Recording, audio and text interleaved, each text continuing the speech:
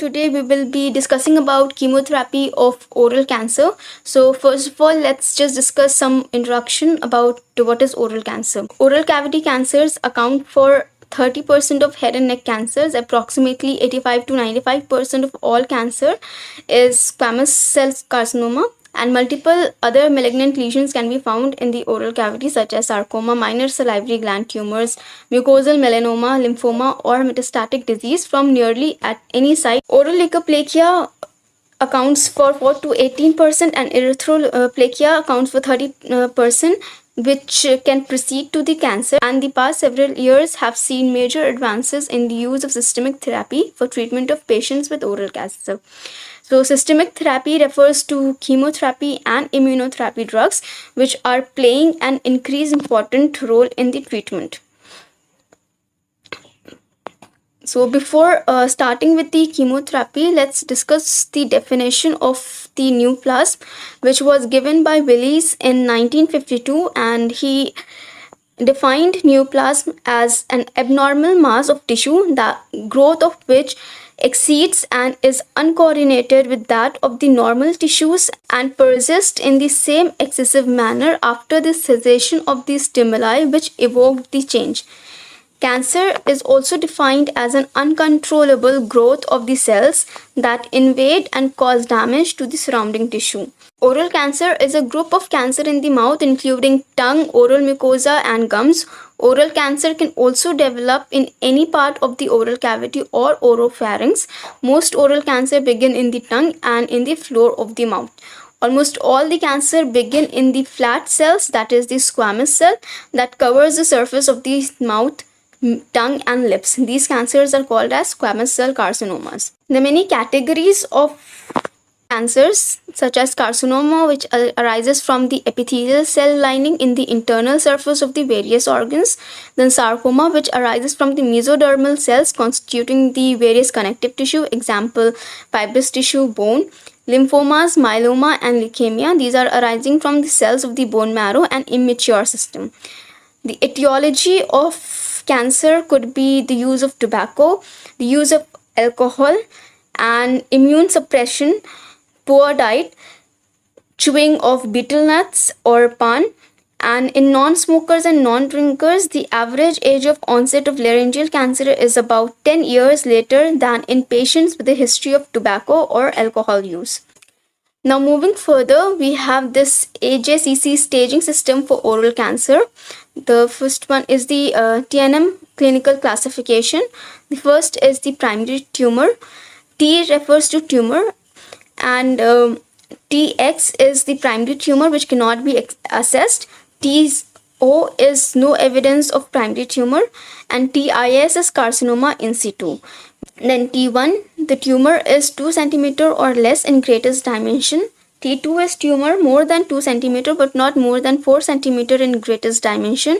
T3 is tumor more than 4 cm in greatest dimension.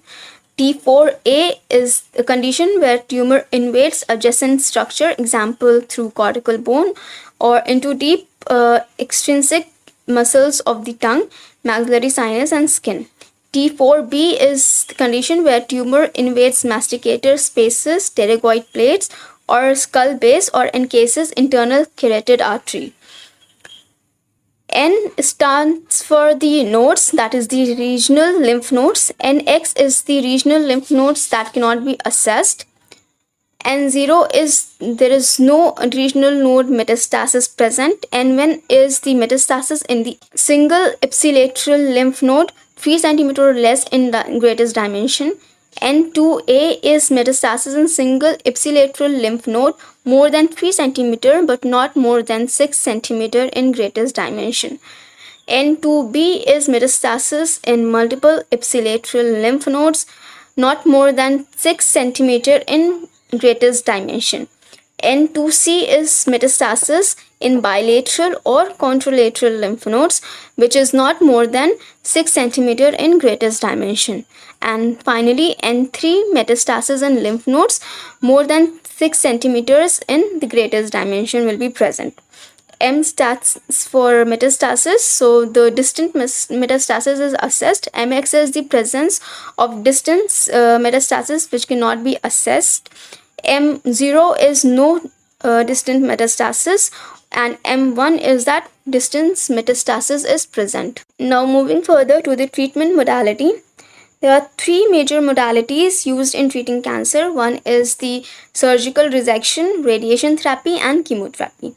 So, depending on the type of the cancer and its stage, patients are treated with one, two, or all of these modalities consecutively or concurrently. Surgery and radiation therapy is used for local and definitive therapies that do not address the issue of distance metastasis, which can be only achieved with chemotherapy.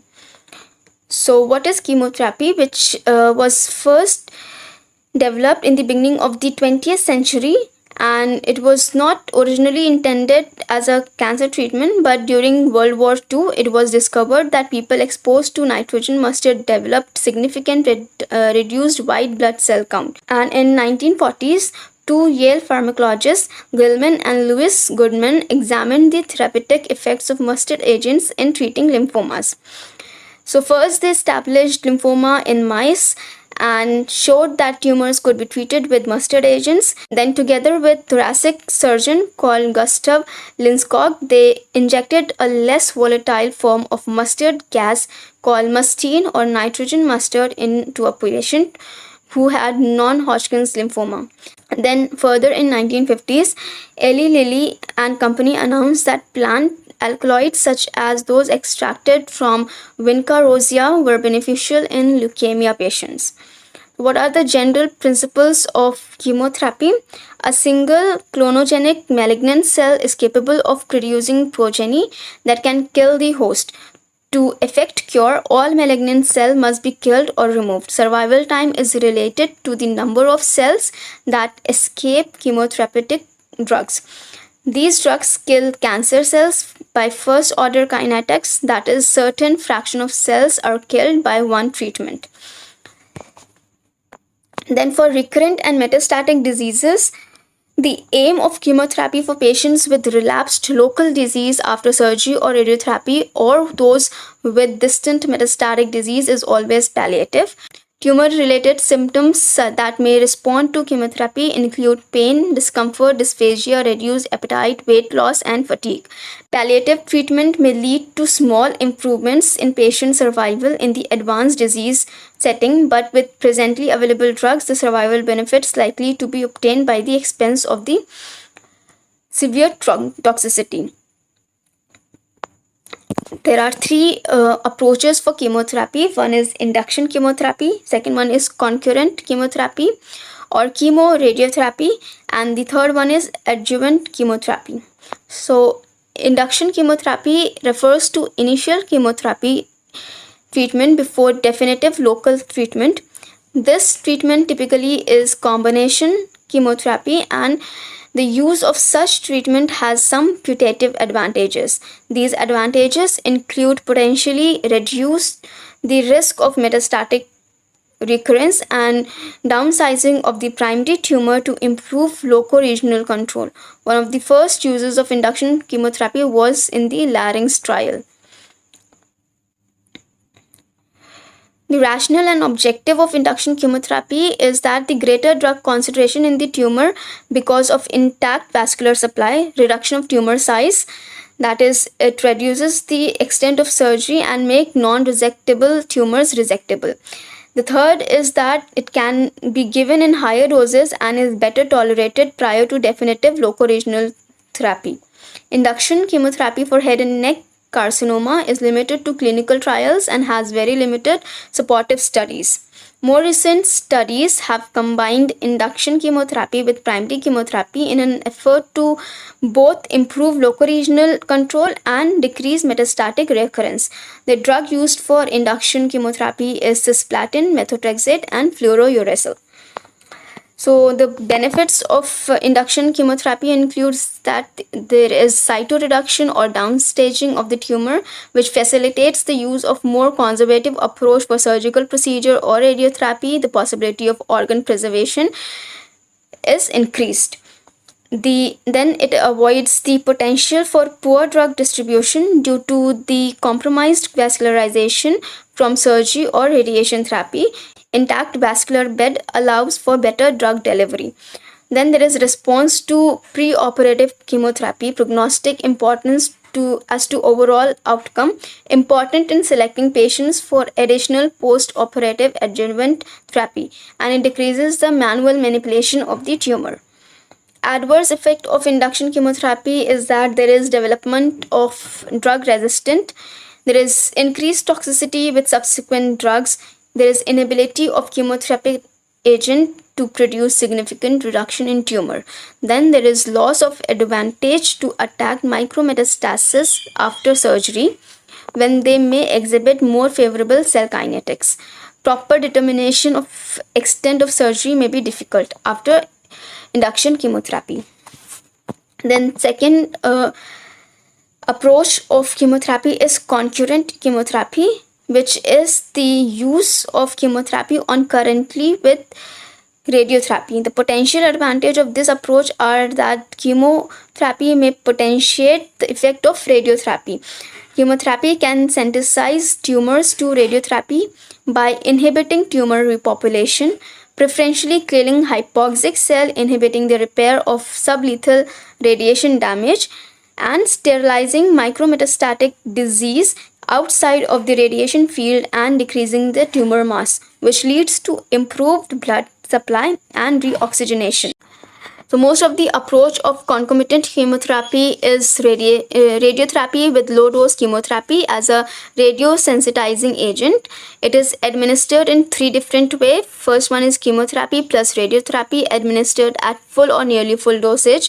Split course chemotherapy, that is what it is called. Then single agent chemotherapy with continuous course of radiation, and the third approach is alternating integration of chemotherapy with radiotherapy. The drug used for this is cisplatin and carboplatin. The third method of chemotherapy is adjuvant chemotherapy, which is given to patients who have undergone treatment for primary cancer site with surgery or with radiation.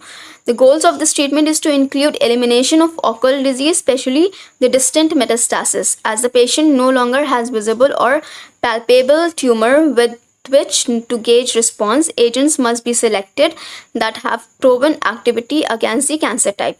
And at present time, adjuvant chemotherapy has no established role in treatment of patient after surgery or for oral cancer. Now, coming to the classification of chemotherapeutic agents, these are classified under the following subheading. The first one is the alkylating agents, which includes drugs like cisplatin, carboplatin, and oxaliplatin. Then antimetabolites, which includes 5-fluorouracil and leucovorin. The third category is anti-tumor antibiotics, which includes actinomycin D, bleomycin, and doxorubicin. Then topoisomerase inhibitors, which includes etoposide and irinotecan. Then mitotic spindle agents, which includes docetaxel, vinolacin, and vinblastine. Tyrosine kinase inhibitors, which includes imatinib, dasatinib, and erlotinib. And hormonal agents such as adrenocorticoids, adrenal inhibitors, mitotain, androgens, and antiandrogens. The agents which are commonly employed in head and neck cancer are cisplatin, carboplatin, 5-fluorouracil, methotrexate, bleomycin, and toxoids. Now, how to tell if chemotherapy is working? The effectiveness of chemotherapy on cancer cell is measured in terms of response. Techniques to monitor response can be similar to the test used to diagnose cancer. A lump of tumor involving some lymph nodes can be felt and measured externally by physical examination. Some internal cancer tumor will show up on an X-ray or CT scan and can be measured with a ruler. Blood test and organ function test can be performed, and a tumor marker test can also be used. The response can be complete response, that is, all of the cancer or tumor disappears. There is no evidence of the disease. Partial response, the cancer has shrunken by the percentage but disease still remains. Then there is a stable disease, that is, the lesion has neither grown in size or neither has shrunken, then disease progression, that is, the cancer has grown further in size and there is more disease now than before.